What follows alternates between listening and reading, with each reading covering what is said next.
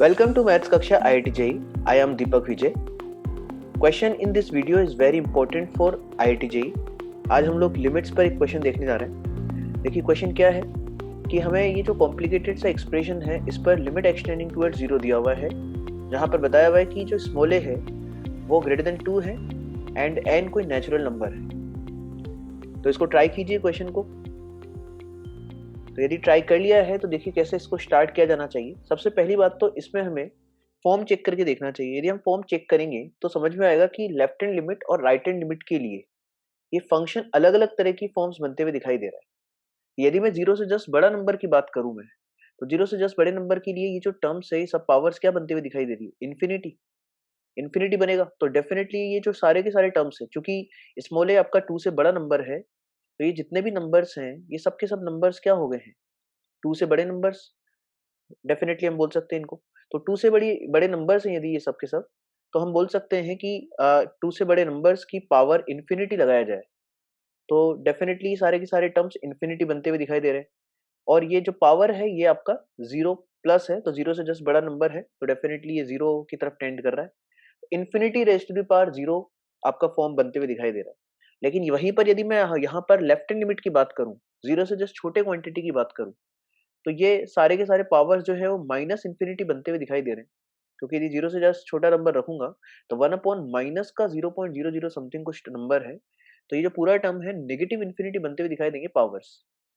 अब हम ये देख सकते हैं कि यदि 1 से बड़ा कोई नंबर है और उसकी पावर नेगेटिव इन्फिनिटी है, जैसे सपोज 2 है, 2 की पावर माइनस इन्फिनिटी की बात करें, 3 की पावर माइनस इन्फिनिटी की बात करें, तो ये सारे के सारे नंबर्स क्या बनते हुए दिखाई देते हैं? 0 बनते हुए दिखाई देते हैं। इसका मतलब ये सारे टर्म्स जो है ये जो सेकंड टर्म से स्टार्ट होकर के सारे के सारे नंबर्स 0 बनते हुए दिखाई देंगे। हाँ, फर्स्ट टर्म तो 1 की पावर माइनस इन्फिनिटी, यहाँ पे ये 1 एग्जैक्ट 1 है, तो डेफिनिटली 1 की पावर तो कुछ भी लगाओ 1 ही आएगा। लेकिन बाकी सारे के सारे टर्म 0 बनते हुए दिखाई देंगे। तो इसका मतलब ये हम देख सकते हैं कि यहाँ पर राइट हैंड लिमिट और लेफ्ट हैंड लिमिट दोनों अलग-अलग हमें निकाल के देखना चाहिए, क्योंकि दोनों सिचुएशंस में बिहेवियर अलग-अलग तरह का दिखाई दे रहा है।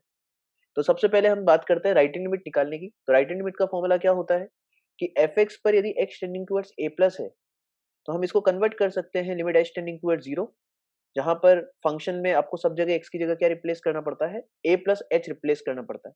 यहाँ पर स्मॉल a कितना दिया हुआ है? स्मॉल a है 0 है। तो राइट हैंड लिमिट निकालूंगा तो मैं सबसे पहले पूरे फंक्शन में x की जगह क्या रिप्लेस करूंगा? 0 प्लस h रिप्लेस करूंगा। तो देखिए 0 प्लस h रिप्लेस कर दिया है सब जगह मैंने।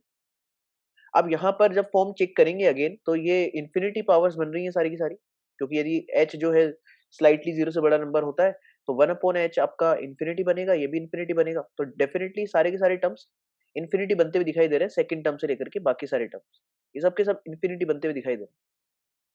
तो इंडिटरमिनेट फॉर्म बनेगा, infinity whole raised to power 0 है। तो इसको सिंप्लीफाई करने का तरीका क्या रहता है कि सबसे बड़े टर्म को कॉमन निकाल लेना चाहिए।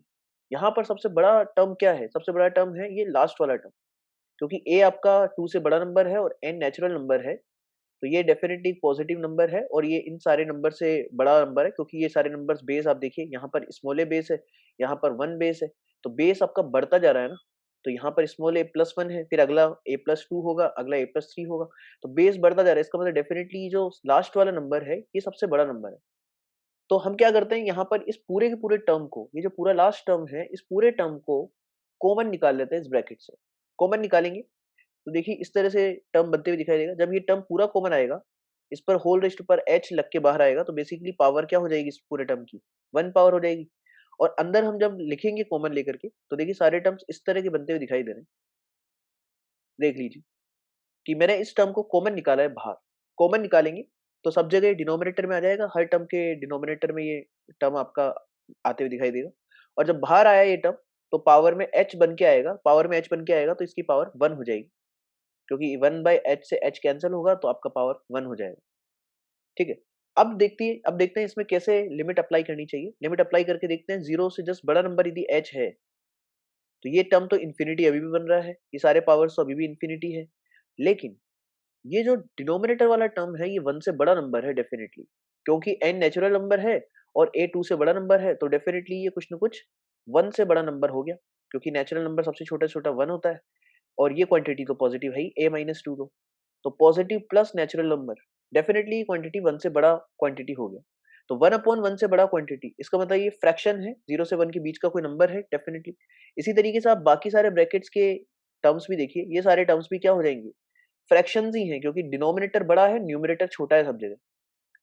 तो फ्रैक्शन है और पावर में इंफिनिटी है, तो फ्रैक्शन की पावर में इंफिनिटी, 0 से 1 के बीच का कोई fraction, whole raised to the power infinity. जैसे फॉर एग्जांपल मैं बात करूं 1/2 की पावर इंफिनिटी की बात करते हैं, 1/2 की पावर इंफिनिटी ले लीजिए, 1/3 ले लीजिए, 1/4 ले लीजिए, 2/3 ले लीजिए, कुछ भी ले लीजिए आप 0 से 1 के बीच में। तो ये टर्म किस तरफ जाते हुए दिखाई देता है, ये जीरो बनते हुए दिखाई देता है, ये इंडिटरमिनेट फॉर्म होता ही नहीं है, इसका तो वैल्यू हमें पता होता है। तो डेफिनेटली हम ये बोल सकते हैं कि ये fraction whole raised to the power infinity, तो ये टर्म जीरो बनते हुए दिखाई देगा। सिमिलरली सेकंड टर्म भी जीरो बन रहा है, थर्ड टर्म, ये सारे के सारे टर्म जीरो की तरफ टेंड कर रहे हैं, और एक अपना लास्ट में टर्म बचा हुआ है +1, और whole raised to the power क्या लिखा हुआ है, जीरो लिखा हुआ है। तो यहाँ पर जब मैं सब जगह लिमिट अप्लाई कर रहा हूँ तो ये वैल्यूज इस तरह की बनती हुई दिखाई दे रही है। मैंने क्यों डायरेक्टली अप्लाई कर दिया, क्योंकि ये कोई भी जो टर्म है वो इंडिटरमिनेट फॉर्म नहीं बन रहा है, इंडिटरमिनेट फॉर्म नहीं बन रहा है, इस वजह से डायरेक्टली लिमिट अप्लाई कर दी है। तो ये सारे के सारे टर्म्स जो हैं स्टार्टिंग के जितने भी टर्म्स हैं, ये सब तो आपके 0 0 बन रहे हैं, ये टर्म आपका 1 बन रहा है, और एच पर 0 टेंडिंग टुवर्ड्स चल रहा है, तो डेफिनेटली ये भी 0 है पावर। तो हम देखेंगे ये पूरा का पूरा जो ब्रैकेट है, सेकंड ब्रैकेट है, तो 1 बन जाएगा।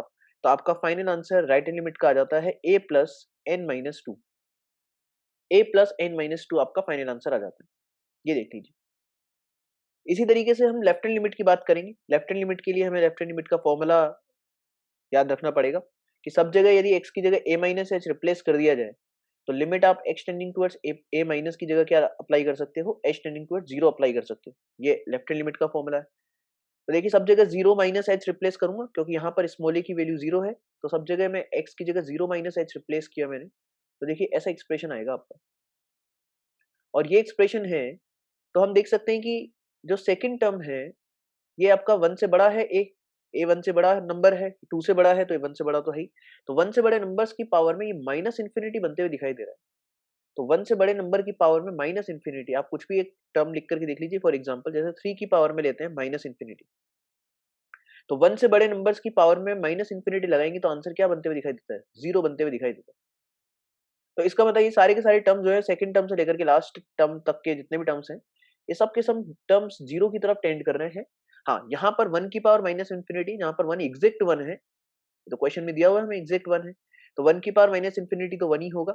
बाकी सारे टर्म 0 0 0 बनते हुए दिखाई दे रहे हैं, और पावर भी आपकी 0 बन रही है, क्योंकि h आपका टेंडिंग टुवर्ड्स 0 है, तो माइनस h टेंडिंग टुवर्ड्स 0 ही होगा। तो ये लिखा जा सकता है 1 + 0 प्लस, इस तरह से चलता जा रहा है, और यहाँ पर ये पावर भी 0 है। तो ओवरऑल आंसर इस सिचुएशन में डायरेक्टली 1 आ जा रहा है। यहाँ पर आपको सिंप्लीफाई करने की कोई जरूरत पड़ी नहीं, क्योंकि सारे के सारे टर्म्स गिवन लिमिट के लिए इंडिटरमिनेट फॉर्म नहीं बन रहे थे, डायरेक्टली उनके आंसर्स हम प्रिडिक्ट कर सकते हैं। तो सारे के सारे टर्म 0 बनते हुए दिखाई दे रहे हैं, तो जब मैंने वैल्यूज अप्लाई की तो आपका फाइनल आंसर आ जाता है लेफ्ट हैंड लिमिट का 1। तो यहाँ देखेंगे लेफ्ट हैंड लिमिट आया है आपका 1, और राइट हैंड लिमिट आया था आपका a+n-2। तो लेफ्ट हैंड लिमिट और राइट हैंड लिमिट बराबर नहीं है। देखिए क्योंकि ये जो टर्म है लेफ्ट हैंड, ये बराबर कभी भी नहीं हो सकता है, क्योंकि लेफ्ट हैंड लिमिट तो आपका एग्जैक्ट 1 है, और राइट हैंड लिमिट आपका a+n-2 था। अब a-2 तो पॉजिटिव चीज है, और n आपका 1 या 1 से बड़ा कोई नेचुरल नंबर है, ठीक है। तो डेफिनेटली ये जो क्वांटिटी है, ये क्वांटिटी 1 से बड़ा क्वांटिटी है, और आपका लेफ्ट हैंड लिमिट 1 है, राइट हैंड लिमिट 1 से बड़ा क्वांटिटी है, तो कभी भी बराबर नहीं हो सकते हैं। तो इस वजह से हम बोल सकते हैं कि लिमिट यहाँ पर एग्जिस्ट नहीं करेगी, क्योंकि लेफ्ट हैंड लिमिट और राइट हैंड लिमिट बराबर होती है, फाइनाइट की बराबर होती, तभी हम बोलते हैं कि लिमिट एग्जिस्ट करती। यहाँ पर दोनों वैल्यूज डिफरेंट डिफरेंट है, तो डेफिनेटली हम बोल सकते हैं कि लिमिट डज नॉट एग्जिस्ट वाला सिचुएशन है। देखिए इसी तरह की क्वेश्चंस के लिए आप मेरा चैनल सब्सक्राइब कर सकते हैं, अपने फ्रेंड्स और जूनियर्स के साथ में शेयर कर सकते हैं। Thank you so much.